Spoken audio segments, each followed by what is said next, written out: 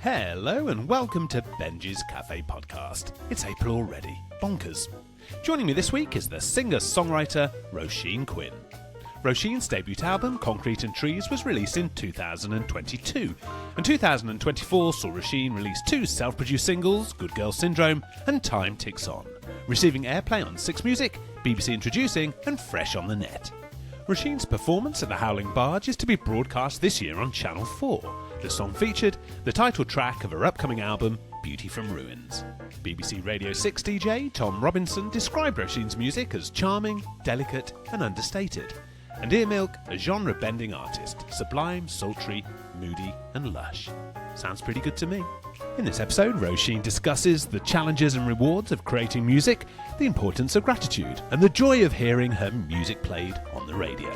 And Roisin reflects on how giving up alcohol transformed her life and music. I absolutely don't think I'd be releasing music now if I hadn't have given up drinking, because you get like you might get a little rush of like, oh yeah, you know, of productivity, but the level of constant like being present and having energy and not being hungover or drunk, I wouldn't be able to release music. I wouldn't be doing what I'm doing now if I was still drinking. Huge congratulations to Roisin on her 5-year sobriety. Just brilliant. Welcome to Benjy's Cafe Podcast, Roisin Quinn. Good morning, Roisin. How are you? Good morning. Thank you. That was an amazing introduction. I think I need to just take you everywhere with me. If you've got a very long rucksack, then it might work. Roisin, firstly, thank you so much for joining me in Benjy's Cafe. And I just want to say huge congratulations. Today, it's your 5-year sober anniversary. I think that is wonderful. Do you feel great? I do. Thank you. It's amazing. Yeah, it's really amazing. So it's such a great thing to be doing this week. Speaking to you, it's just all worked out like the universe does. I think when we spoke and you said, "Oh, I haven't got anything free for a few weeks," and I was like, that timing would be perfect because that's the week when I gave up alcohol. So it all works out. Yeah, technically tomorrow. So like today, I guess 5 years ago today, I was enjoying my last bottle of wine. Yeah, it's crazy, isn't it? Was there a big build-up, Roisin? Had you kind of known for a while that it was kind of time to make a change? Yeah, I think I'd wanted to give up drinking for quite a long time, really, throughout my life. I've always had, you know, as many of us do, I've always had a very sort of a life that was pretty centred around alcohol, really. And I'd wanted to give up before, but I just wasn't in the right place to do it. And I did sort of dabble with giving up. I come from like a Irish Catholic upbringing, and the habit was to give up stuff for Lent. So when I knew, I was always like, I drink far too much, I'll give up for Lent. So quite a few years of my life, I'd given up for Lent. And then I used to take St. Patrick's Day off.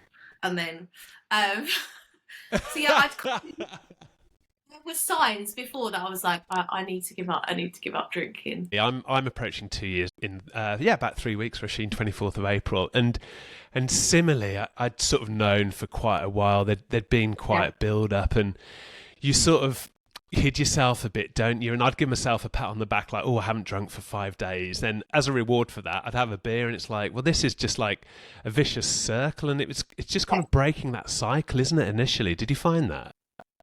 It's absolutely breaking the cycle. I think you're right. It's breaking that habitual cycle of whatever habit you've got into. And I think also, like you say, there's always, it's quite depending on what your life is like. I mean, it's getting better now. I feel like it's getting better it's a good time to give up alcohol, you know, it's a good time to be alcohol free. But, you know, society in general make it quite difficult to give up alcohol. It's, you know, it's such a big part of socialising and all kinds of things.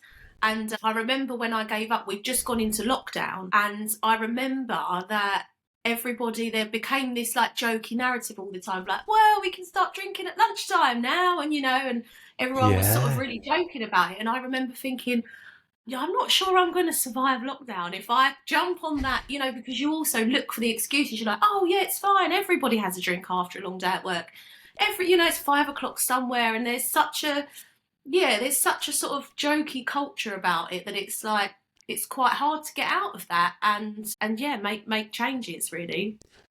I admire anybody who recognises the need for change. I think it's wonderful, and so kudos to you, Roisin. But it is difficult, exactly like you say. The world is flooded, quite literally, with booze, isn't it? And especially in the creative world. Massively, it really, really is. And it's funny because it's sort of everywhere. I also grew up in, as I said, like a sort of this Irish family. Is drinking's a big part of the culture, and you have it with dinner, and you just have it all the time. You celebrate with it, you commiserate with it.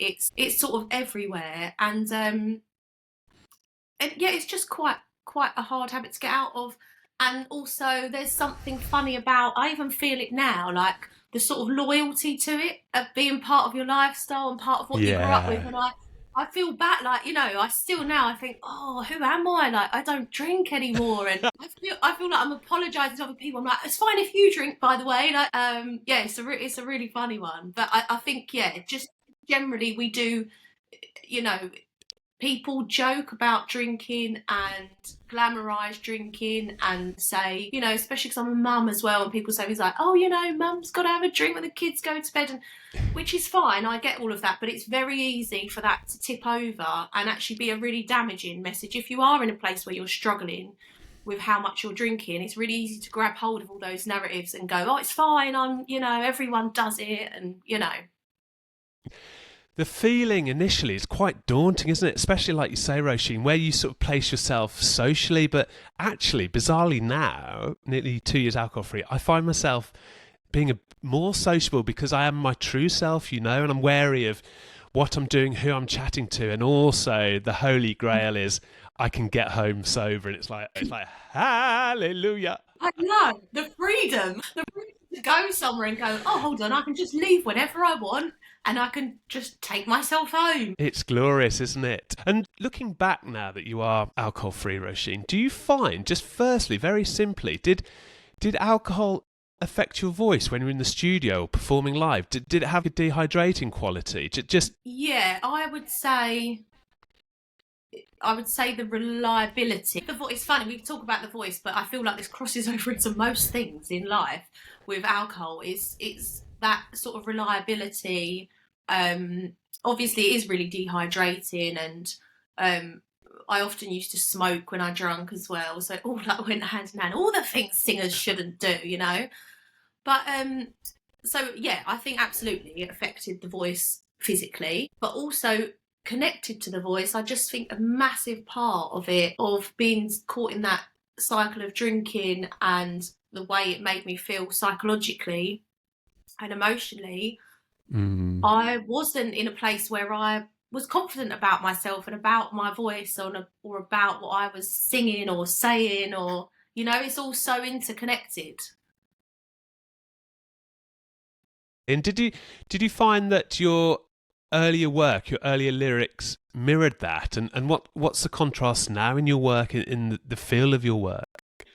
Yeah, I would say that it's only since I've given up drinking that I've actually been able to start expressing myself properly. It really is connected. That like I've been a musician like all my life, and I've written songs, but I've always sort of hidden them away, and I'd write a lot of lyrics and go, oh, I can't say that, and and sort of pushed everything down and hidden it all. It's all connected. It's all connected, and it's only been, I gave up drinking 5 years ago, so that was 2020. I started releasing.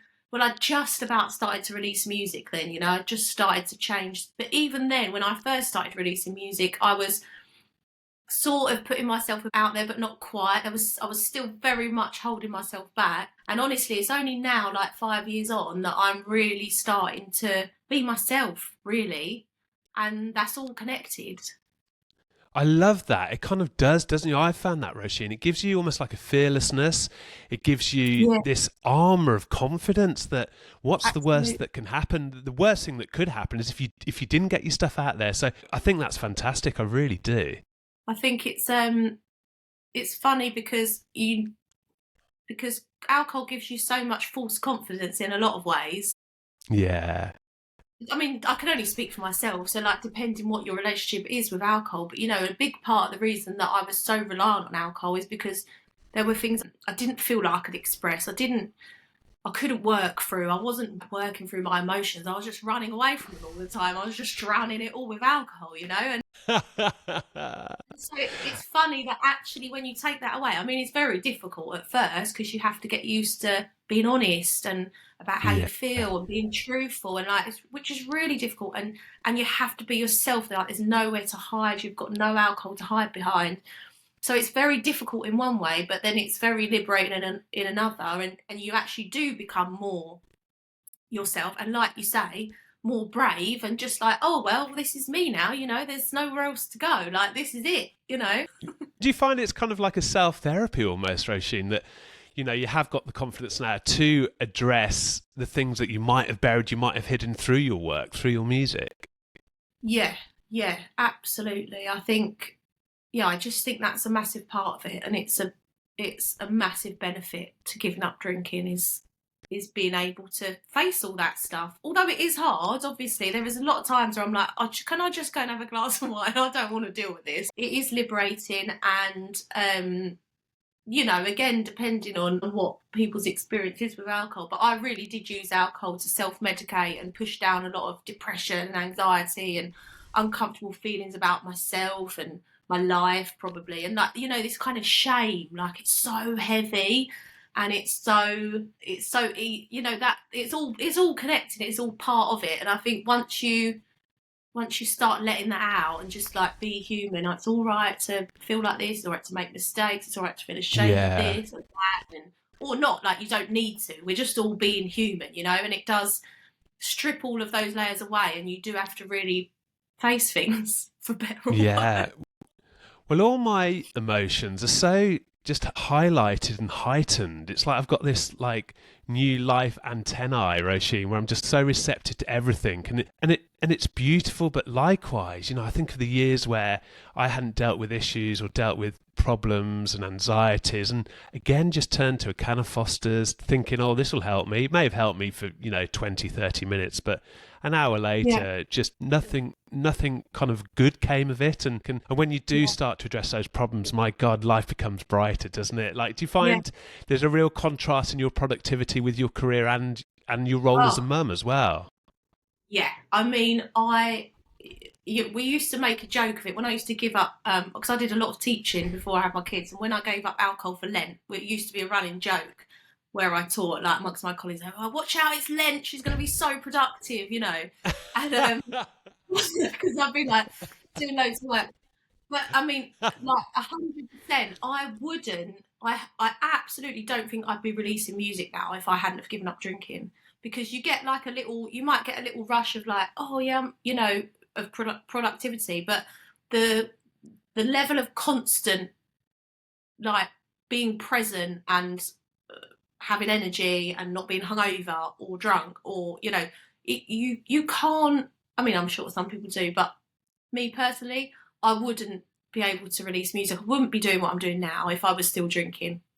I really believe that. Oh, it's so true. I completely echo that, Roisin. It's, my podcast idea would have been stuck in my head behind a layer of anxiety, depression, just on that awful treadmill of alcohol. And to get it out there, it's like, wow, it's mind-blowing. But what I also love as well is the connections. Had I not started the pod, I wouldn't have been talking to you today. And I find that wonderful as well, just how that confidence that being alcohol-free gives you can lead to so many exciting opportunities, can't it? It really can. And I think, you do, you obviously sort of, depending on what you're doing in life, then you do connect with people in that same space, and since giving up drinking as well, I've made so many amazing connections. And how wonderful is it when you have got that newfound confidence, that joy of life, Roisin, when you hear your music on, say, BBC Introducing or Six Music, is it a real buzz, and does that just propel you to keep going, to keep being yourself through your music?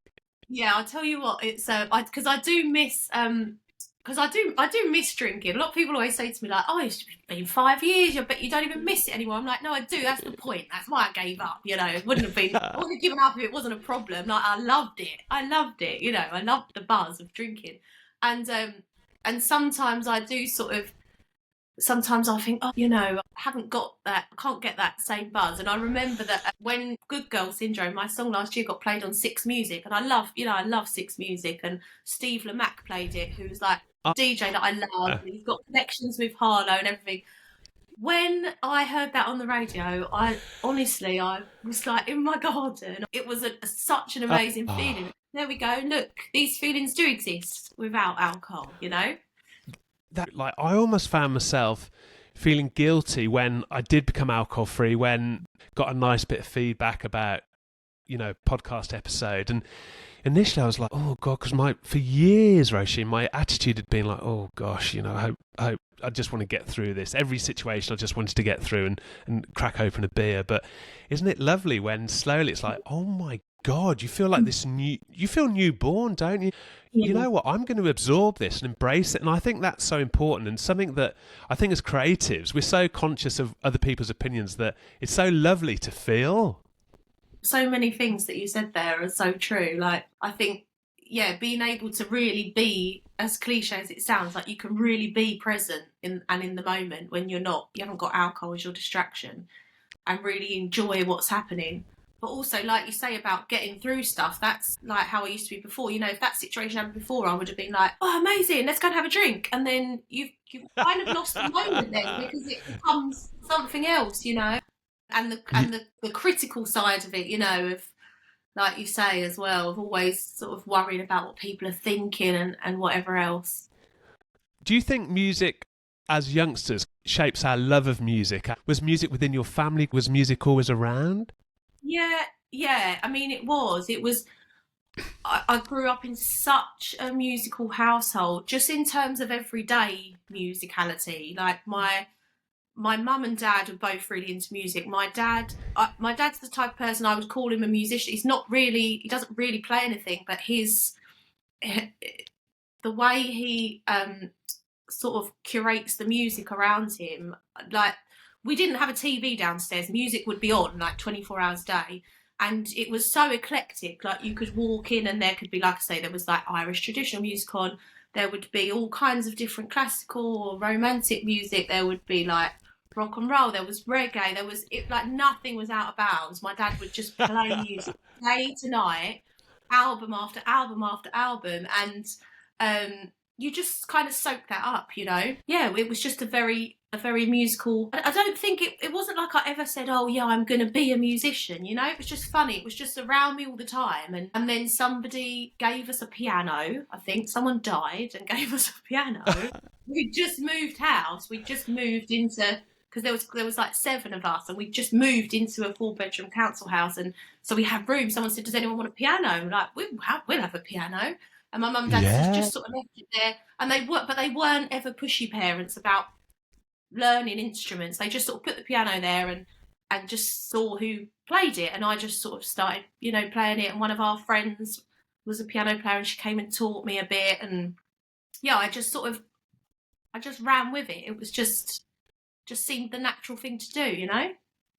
And how did it make you feel when you realised that this is something that I love and can do? It just made sense to me. I really enjoyed it, and had some really good teachers. It's quite different, because I learned classical piano, and there was something about the way that music, maybe not particularly the way it was taught, I don't know, there was just something about music then that I didn't really connect up, me playing the piano, with all the other music I was listening to. Like, that's come later in life for me, if that makes any sense. So it was like playing the piano was sort of one sort of separate thing, and then all music was just all around me. I sort of understood songs separately. Like, there was a lot of as well as a lot of music, there was a lot of sort of serious songwriters played, like Bob Dylan and Leonard Cohen, and very lyric heavy, you know, crafters of songs. I heard a lot of that growing up. And I remember that I went to uni to do music. And I used to also write. I used to like write poems and stuff. I loved writing lyrics. But I didn't think, I never had a light bulb moment where I was like, oh, I could write songs. I just wrote these sort of poems. And I think because I listened to all of these amazing songwriters, I used to think to myself, well, there's nothing really left to say. I used to be like, well, that's not original. And I remember when I was at uni and we started writing some songs at uni, and I would say, well, that's been done before, that's not original. And I'd sort of put it to the side and think, well, I can't do that. It's rubbish, just put it all away. And I know it sounds really basic, but no, I wish someone had told me, which is fine because I found out later on. But at some point I realised that it's not meant to be. You're not gonna. Well, some people are gonna write something completely new and avant-garde that no one's ever done before. I don't know, like 12-tone music, but like things, And then I worked in copyright as well, so I started to understand about, you can't really copyright chord sequences. I started to think to myself, well, there's only so many chord sequences in the world, and this piano piece sounds a bit like this piano piece, and how does that work? Like who stole it from who? And then I remember at some point just thinking, oh, hold on, it's not about creating something completely new. It's just everybody is, if you're writing something sort of authentically you, I suppose, that's from your experiences, the thing that is original is that we've all got different little influences and different stuff going on in our lives. And it's that combination of what we've been exposed to, along with maybe what we're going through in life or what we want to say, that makes it original, And I just didn't know that for a really, really long time. And suddenly I was like, oh, it's fine if I write that song and it sounds a bit like that, because I'm just telling my story, and like that's fine. It kind of took the pressure off it being this like masterpiece or something. But I didn't have that realisation until like so much later on. And I just started writing. I didn't play them to anyone for a long time. I just sort of sat in my bedroom and sang to my bedroom wall. But the turning point for me was when I realised, oh, I can write songs. I was teaching. I was doing loads of teaching, and this was like 10 years ago actually. I found a master's because I'd always wanted to do some more studying, because I feel like I kind of frittered away my time at uni drinking, probably, ironically.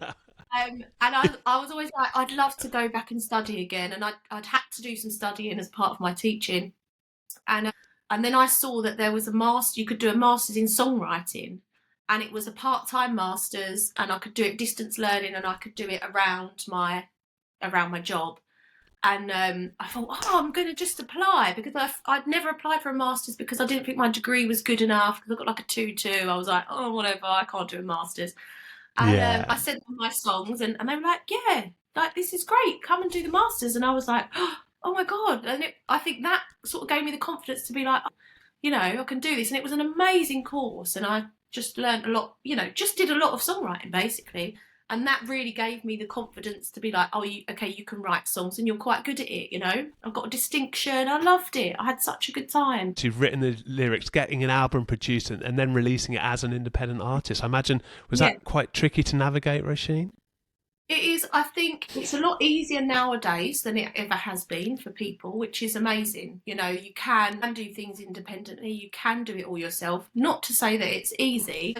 I sort of discovered that writing the song was the easy bit. You kind of think, well, I've got all these songs, and then it's like, yeah, but now you've got to. I remember it taking me quite a long time to figure out like what they would actually sound like recorded, because I don't anymore, actually, not exclusively, but when I started writing, it was always at the piano. So it was piano and it was vocals. And then obviously you've got, unless you're Adele and that's what you release, piano and vocals, there's suddenly, that's just the song. Then the genre you take it in, or the instrumentation you put on it, like there's so many options of where it can go from there. And then also there's like, and then what does it say about you? Then you have to start the whole thing that I had to learn was then it was like, well, you've got to start thinking about yourself as an artist. And I'm like, I'm not an artist, I'm just me. Like, what, like, who are you as an artist, and what colours are you, and what genre? And I'm like, oh my God, this is not, which has been a brilliant journey, because I've got to know myself really well. But it's really hard when you start, especially if you're not someone who, I've always called myself like a reluctant performer. I love writing songs, I love music. I'm not naturally a spotlight person. I'm more now. I'm getting so much more used to it, and because you have to if you want to share your music. But yeah, to then put myself in the centre and be like, oh, who are you as an artist, and what are you saying, and what's your look, what's your image? And I'm like, oh my God, I just want to write some songs. performing live, Roisin, and you know that people have downloaded your music, they've listened to your music, they know your work, and they're coming to see you live. That must be so rewarding for you, all that hard work you've gone through. Yeah, it really is. It really is. The best thing is when someone listens to a song and says, because I try and really write, all my writing's very like cathartic. I do use it as like therapy, and it's all about me and my life, and so self-indulgent. But anyway, but if someone, because it comes from such like quite a vulnerable place, and when someone does connect with like lyrics or whatever, like that's the thing for me. If someone says to me like, "Oh, I heard that lyric that you wrote about this and it really like connected with me," I'm just like, oh, this is what it's all about. I love that. Gratitude. That's actually been a big part of my sort of alcohol-free journey as well. Like gratitude and has really been like really grounding for me. Like I know, a lot of people do it now. It's a buzzword and but it's so powerful. So powerful. And I think when you're not drinking, you're so present in the moment, and you can be grateful for all the little things. Yeah, you're just on a plateau, aren't you, of life, where you feel comfortable, you feel calm. That's what I found, Roisin. Just the calmness being alcohol-free has given me, and my joy of music is just so wonderful. Isn't it wonderful how you can listen to a song and suddenly you're just buzzing, aren't you? Is there one song where you're having a bit of a rotten day where you're like, oh yeah, it's going to be good? Oh, there's so many. I think songs are so powerful like that. I wouldn't be able to pick one, but there's just so many brilliant ones that have the power to do that. And I heard someone describe music once, and they were like, it is a mind altering drug, the way that we talk about alcohol, whatever else. It's like, what else has the power to instantaneously, like you say, you just put a song on, instantly change your mood, or instantly take you to a place or a time, or just give you a feeling, a tangible feeling in your body. What else has the power to do that? In your role as a vocal specialist as well, Roisin, do you find that singing within a group, I know you've been working with the choir this week, like you can see the happiness swell within a group of people who might be having a tough time in life? Absolutely. I just think, especially choirs, or any kind of like group, people getting together in groups and making music is so powerful.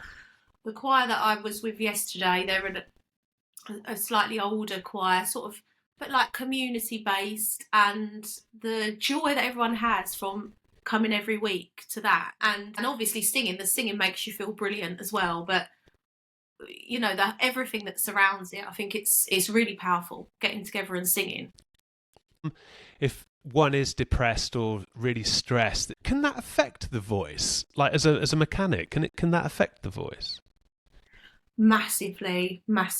I've just done, last year I trained in vocal massage, in vocal manual therapy. Wow. Which was brilliant, which was absolutely amazing. I loved it. And throughout my time working with voices, I've learned sort of the very scientific side, because I was always interested in that, because I always found it more difficult. When I started teaching singing, I found it difficult because, with all other instruments, you can see what's going on. You can see the mechanics, but with the voice, like it's in here. So it's like, and I was so conscious of I was like, if I'm teaching people, I really need to know what's going on in there. And I really sort of went and studied and learned the mechanics and that was really, really useful. What's going on psychologically, what's going on emotionally, or in your social world, combined with what's going on in your body, is all going to have an effect on your voice. So yeah, absolutely. Like if you're feeling stressed, if you're feeling depressed, even if you're feeling like you can't really speak out, or you can't say what you want to say, or all of these things, they're all going to affect your voice. Just again enhances, doesn't it, how important it is if you are feeling a bit low, just to try and share something, to try and offload, and never mind if you're a singer or not, but it can just give you a little lift, can't it? I think that's so important to remember.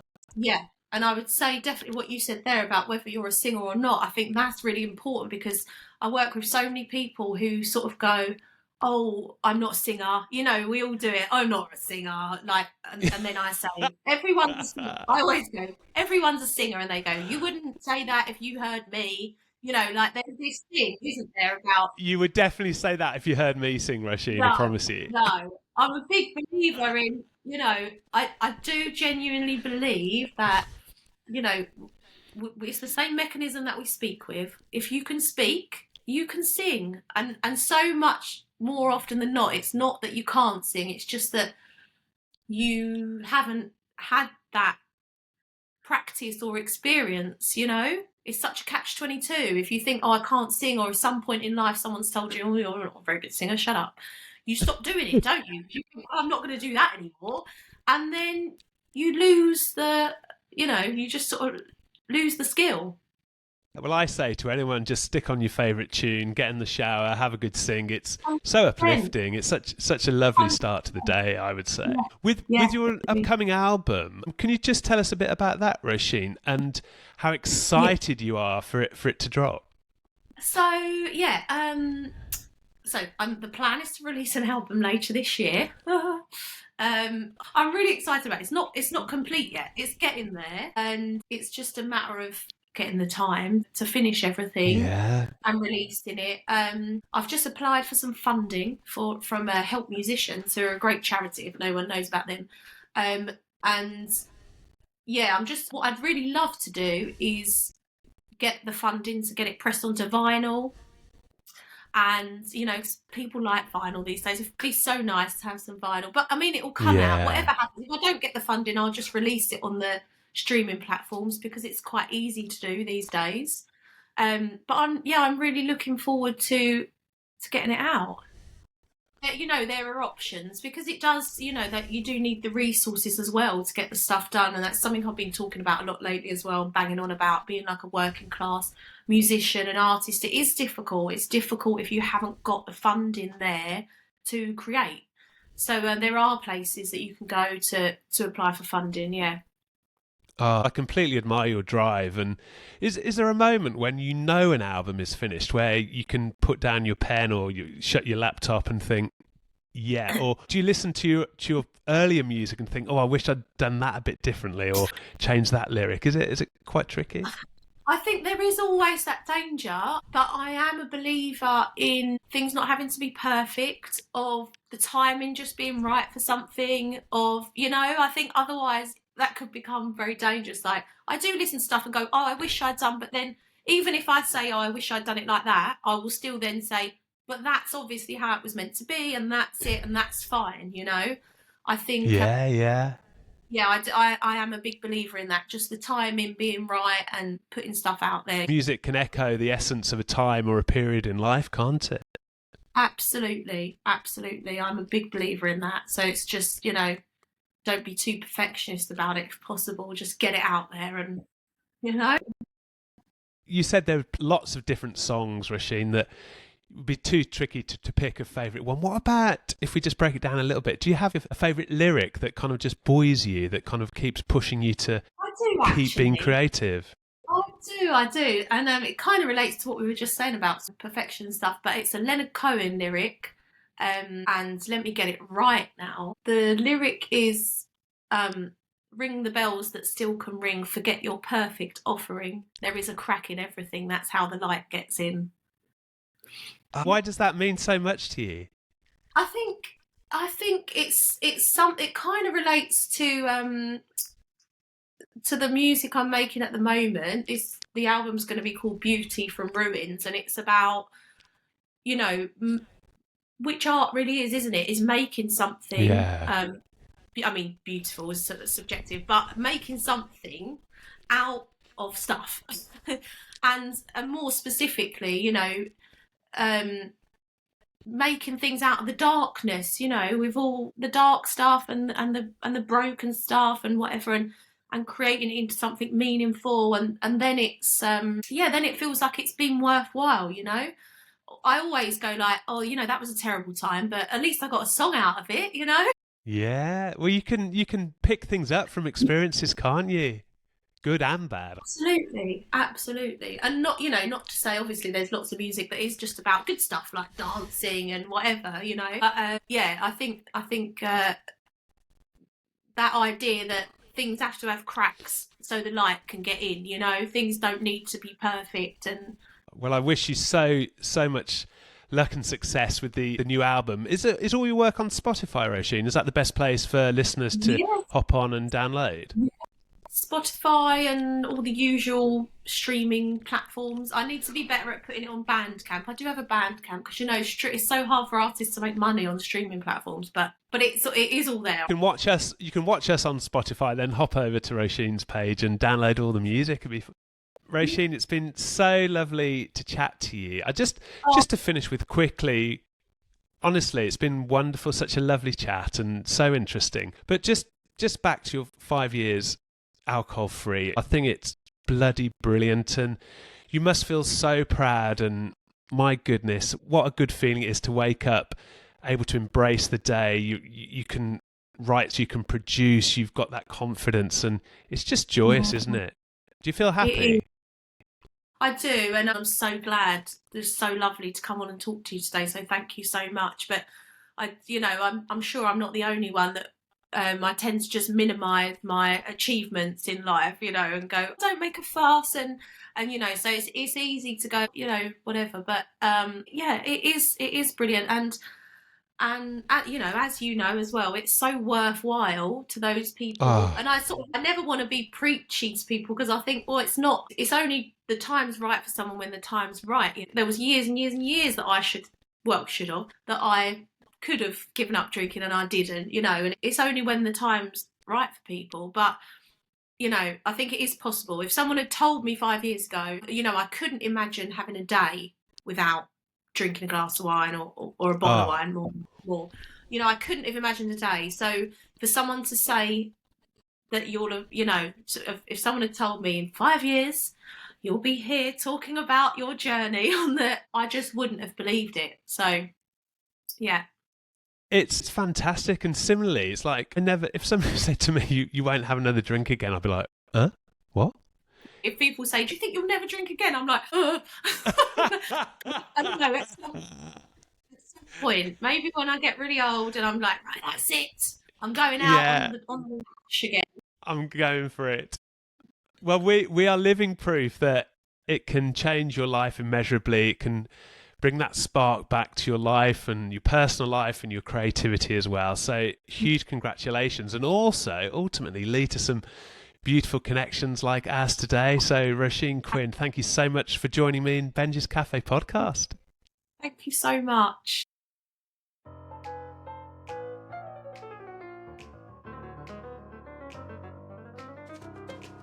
Thanks for listening to the brilliant Roisin Quinn. You can find her music on Spotify. Don't forget, a fresh new episode of Benjy's Cafe podcast drops every Tuesday. Just find us wherever you get your podcasts. Give us a follow so every episode gets sent straight to your phone. Tell your friends, tell your family, and if you can, please leave a review. Joining me next week in Benjy's Cafe is the comedian Adam Moss. It's going to be fun. I'll get the kettle on. Have a great day.